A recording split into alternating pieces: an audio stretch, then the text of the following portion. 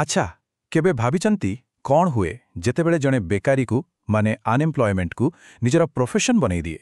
ଚାଲନ୍ତୁ ଭେଟିବା ହସ ହସ କଥାର ସେହି ମଜାଦାର ଚରିତ୍ର ରାମଙ୍କୁ, ଯିଏ ନିଜକୁ ବଡ଼ ଗର୍ବରେ କହନ୍ତି ଜଣେ ପ୍ରୋଫେସନାଲ ବେକାର।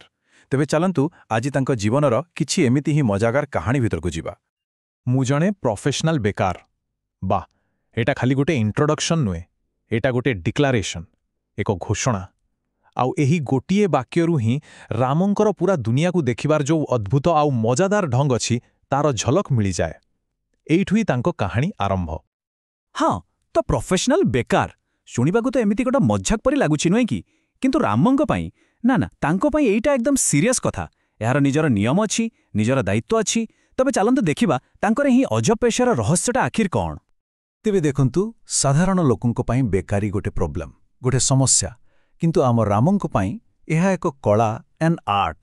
ସେ ବେକାରୀକୁ ଏମିତି ଦେଖନ୍ତି ଯେମିତି ଏହା ଗୋଟେ ଡିଗ୍ରୀ, ଆଉ ସେଥିରେ ସେ ପୁରା ମାଷ୍ଟରୀ ହାସଲ କରିସାରିଛନ୍ତି। ମାନେ ଏଇଟା ଖାଲି କାମ ନ କରିବା କଥା ନୁହେଁ, ଏହା ଏକ ଲାଇଫଷ୍ଟାଇଲ୍, ଏକ ଜୀବନଶୈଳୀ। ତାହେଲେ ଜଣେ ପ୍ରଫେସନାଲ ବେକାରର ଜବ୍ ଡେସ୍କ୍ରିପ୍ସନ୍ କ'ଣ? ତାଙ୍କ ଦିନ କେମିତି କଟେ? ହଁ, ତ ପ୍ରଥମେ ଦିନର ଆରମ୍ଭ ହୁଏ ମୋବାଇଲ ରିଲ୍ସ ସ୍କ୍ରୋଲ୍ କରି। ତାପରେ ମା ଡାକିଲେ ହଁ ମା ଆସୁଛି ବୋଲି କହିଦେବା। ଆଉ ଫେର୍ ଆଉ 2 ଘଣ୍ଟା ବିଛଣାରେ ପଡ଼ି ରହିବା। ଆଉ ସବୁଠୁ ଇମ୍ପୋର୍ଟାଣ୍ଟ କାମ, ଯେକୌଣସି ପ୍ରଡକ୍ଟିଭ୍ କାମକୁ ପୁରା କୁଶଳତାର ସହ ଅଭଏଡ୍ କରିବା। ସତ କହିଲେ ଏତେ ସବୁ ଦାୟିତ୍ୱ ତୁଲାଇବା କ'ଣ ସତରେ ସହଜ କଥା?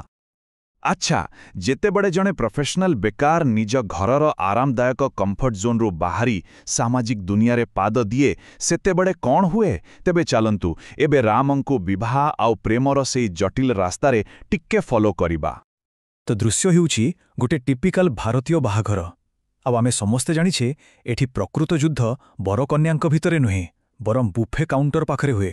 ଆଉ ରାମଙ୍କ ପରି ଜଣେ ଫୁଡି ପାଇଁ ଏହା ତ ଗୋଟେ ବହୁତ ଗୁରୁତ୍ୱପୂର୍ଣ୍ଣ ମିଶନ। ତାଙ୍କର ଲକ୍ଷ୍ୟ କେବଳ ପନିର।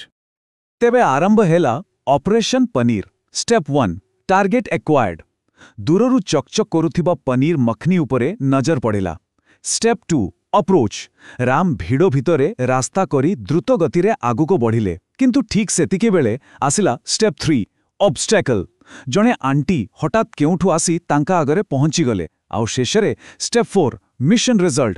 Mission completely felt. ସବୁ ପନିର ଶେଷ। ତାହେଲେ ଏତେ ପରିଶ୍ରମ ପରେ, ଏତେ ବଡ଼ ମିଶନ ପରେ ରାମଙ୍କ ହାତରେ କ'ଣ ଲାଗିଲା?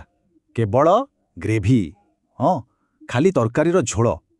ଜଣେ ଯୋଦ୍ଧା ପାଇଁ ଏହାଠୁ ବଡ଼ ପରାଜୟ ଆଉ କ'ଣ ହୋଇପାରେ କୁହନ୍ତୁ ତ? ଆଚ୍ଛା, ଖାଇବା କଥା ତ ଗଲା, ଏବେ ଆସନ୍ତୁ ପ୍ରେମ କଥା ଦେଖିବା।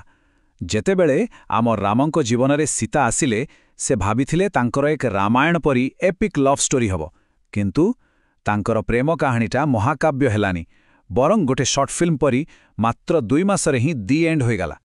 ତ ପ୍ରତ୍ୟେକ ସମ୍ପର୍କରେ ଗୋଟେ ଟର୍ଣ୍ଣିଂ ପଏଣ୍ଟ ଆସେ, ନୁହେଁ କି? ରାମ ଆଉ ସୀତାଙ୍କ କ୍ଷେତ୍ରରେ ସେ ମୁହୂର୍ତ୍ତଟା ଥିଲା ଯେତେବେଳେ ସୀତା କହିଲେ ୟୁ ଆର୍ ସୋ ଚାଇଲ୍ଡିଶ, ମାନେ ତମେ ବହୁତ ପିଲାଳିଆ। ଆଉ ଆମ ରାମଙ୍କ ପାଖରେ ଏକଦମ ରେଡିମେଡ୍ ଜବାବ ଥିଲା you are not my mom to call me childish, ମାନେ ତମେ ମୋ ମା ନୁହଁ ଯେ ମୋତେ ପିଲାଳିଆ କହିବ। ଆଉ ବାସ୍ ସେଇଠି ସବୁ ଶେଷ। ବାହାଘରର ବୁଫେ ଲାଇନ୍ ହେଉ କିମ୍ବା ପ୍ରେମର ଜଟିଳତା, ରାମଙ୍କ ପାଇଁ ଏସବୁ କିଛି ନୁହେଁ। ତାଙ୍କ ଜୀବନର ରିଏଲ୍ ଚ୍ୟାଲେଞ୍ଜ, ପ୍ରକୃତ ଚ୍ୟାଲେଞ୍ଜ ତ ଘରେ ଥାଏ, ଯେଉଁଠି ତାଙ୍କୁ ପ୍ରତିଦିନ ପାରିବାରିକ ପ୍ରେସରର ସାମ୍ନା କରିବାକୁ ପଡ଼େ। ଆମ ସମସ୍ତଙ୍କ ଜୀବନରେ ସେଇ ଜଣେ ଶର୍ମାଜୀଙ୍କ ପୁଅ ଥାଏ। ରାମଙ୍କ ଜୀବନରେ ସେ ହେଉଛନ୍ତି ଶ୍ୟାମ। ତାଙ୍କ ମା ପ୍ରତିଦିନ କୁହନ୍ତି, ତୋ ସାଙ୍ଗ ଶ୍ୟାମକୁ ଦେଖ, ତାର 2ଟା ପିଲା ହେଇଗଲେଣି, ଆଉ ତୁ ଏବେ ବି ଖାଲି ରିଲ୍ସ ଦେଖୁଛୁ। ଏହି ତୁଳନାଟା ବୋଧହୁଏ ଆମ ଭିତର ଅନେକଙ୍କୁ କେବେ ନା କେବେ ଶୁଣିବାକୁ ମିଳିଥିବ, ନୁହେଁ କି? କିନ୍ତୁ ରାମ ପାଖରେ ଏହାର ବି ଜବାବ ଅଛି। ଠିକ୍ ଅଛି, ଶ୍ୟାମଙ୍କର 2ଟା ପିଲା ଅଛନ୍ତି, କିନ୍ତୁ ରାମଙ୍କର ଇନଷ୍ଟାଗ୍ରାମରେ 5000 ଫଲୋଅର୍ସ ଅଛନ୍ତି। ତାଙ୍କ ଲଜିକ୍ ହିସାବରେ କିଏ ଆଗରେ? ଅବଭିୟସଲି ରାମ। ତାଙ୍କ ତର୍କ ଅନୁସାରେ ଏହା ଏକ କ୍ଲିୟର କଟ୍ ବିଜୟ। ଆଉ ଯାହା ବି ହଉ, ନମ୍ବର୍ସ ଡୋଣ୍ଟ ଲାଇ, ନୁହେଁ କି? ତେବେ ଏତେ ସବୁ ଶୁଣିଲା ପରେ କେହି ଭାବୁଥିବେ ଯେ ରାମଙ୍କର ଏକମାତ୍ର ଟ୍ୟାଲେଣ୍ଟ ହେଉଛି ବେକାର ରହିବା। କିନ୍ତୁ ଏମିତି ଭାବିବା ଭୁଲ ହେବ। ତାଙ୍କ ପାଖରେ ଆହୁରି ଅନେକ ହିଡେନ୍ ଟ୍ୟାଲେଣ୍ଟସ୍, ମାନେ ଲୁକ୍କାୟିତ ପ୍ରତିଭା ଅଛି, ଯାହା ବିଷୟରେ ଜାଣିଲେ ଆଶ୍ଚର୍ଯ୍ୟ ହୋଇଯିବେ। ଉଦାହରଣ ସ୍ୱରୂପ ତାଙ୍କର କୁକିଂ ସ୍କିଲ୍ସ। ଥରେ ସେ ଡାଲି ତିଆରି କରୁଥିଲେ, ଆଉ ଲୁଣ ବଦଳରେ ଭୁଲରେ ଚିନି ପକାଇଦେଲେ। ଫଳାଫଳ ଏକ ନୂଆ ଡିଶ୍ର ଆବିଷ୍କାର ହେଲା, ରାମଙ୍କ ସିଗ୍ନେଚର ମିଠା ଡାଲି। ଆଉ ଏହି ଡିଶ୍ ଏତେ ଭଲ ଥିଲା ଯେ ତାଙ୍କୁ ରୋଷେଇ ଘରୁ ଲାଇଫ୍ ଟାଇମ୍ ବ୍ୟାନ୍ କରିଦିଆଗଲା। ତାଙ୍କର ଆଉ ଗୋଟେ ଅଦ୍ଭୁତ ସଉକ ଅଛି। ସେ ଭୂତ ଫିଲ୍ମ ଦେଖିବାକୁ ବହୁତ ଭଲ ପାଆନ୍ତି, କିନ୍ତୁ ଏଥିରେ ଗୋଟେ ଛୋଟିଆ ପ୍ରୋବ୍ଲେମ୍ ଅଛି। ସେ ଭୂତକୁ ବହୁତ ଡରନ୍ତି। ଏଇ ଯୋଉ କଣ୍ଟ୍ରାଡିକ୍ସନ୍, ଏଇ ବିରୋଧାଭାସ ହିଁ ତାଙ୍କୁ ଆହୁରି ମଜାଦାର କରିଦିଏ। ଗୋଟେ ଦୃଶ୍ୟ କଳ୍ପନା କରନ୍ତୁ। ରାତି ସମୟ, ଘରର ଲାଇଟ୍ ବନ୍ଦ ଆଉ ଟିଭିରେ ଏକଦମ ଭୟାନକ ଦୃଶ୍ୟ ଚାଲିଛି। ଠିକ୍ ସେତିକିବେଳେ ରାମଙ୍କ ମା ଚୁପଚାପ କୋଠରୀକୁ ଆସିଲେ। ଆଉ ରାମ ଏମିତି ଚିତ୍କାର କଲେ ଯେମିତି ସତରେ ଭୂତ ଦେଖିଦେଲେ। ତାଙ୍କ ମା ଯେତେବେଳେ ରାଗିଲେ, ତାଙ୍କ ପାଖରେ ଗୋଟେ ବ୍ରିଲିଏଣ୍ଟ ଯୁକ୍ତି ଥିଲା। ସେ କହିଲେ, ଫିଲ୍ମରେ ଥିବା ଭୂତ ତ କାଳ୍ପନିକ, ତମେ ହଠାତ୍ ଅନ୍ଧାରରେ ଆସିବାଟା ହିଁ ପ୍ରକୃତ ହରର। କେତେ ଲଜିକାଲ ନୁହେଁ? ତେବେ ଏଇ ପ୍ରଫେସନାଲ ବେକାରର ଜୀବନରୁ ପ୍ରକୃତରେ କ'ଣ ଶିଖିବାକୁ ମିଳେ? ତାଙ୍କର ଏହି ମଜାଦାର ଦୁନିଆ ପଛରେ କ'ଣ କୌଣସି ଗଭୀର ଫିଲୋସଫି, କୌଣସି ଦର୍ଶନ ଲୁଚି ରହିଛି? ଚାଲନ୍ତୁ ଦେଖିବା। ଆଉ ଏଇଟା ହିଁ ହେଉଛି ରାମଙ୍କ ସମ୍ପୂର୍ଣ୍ଣ ଲାଇଫ୍ ଫିଲୋସଫିର ସାର। ବୋରିଂ ଏଡଲ୍ଟ ହେବା ଅପେକ୍ଷା ଚାଇଲ୍ଡିଶ୍ ହେବା ଭଲ, ମାନେ ସମାଜର ଚାପ ଆଉ ଗମ୍ଭୀରତାରେ ନିଜ ଭିତରର ପିଲାଟିକୁ ହଜେଇ ନ ଦେବା। ଏଇଟା ହିଁ ତାଙ୍କ ପାଇଁ ପ୍ରକୃତ ସଫଳତା।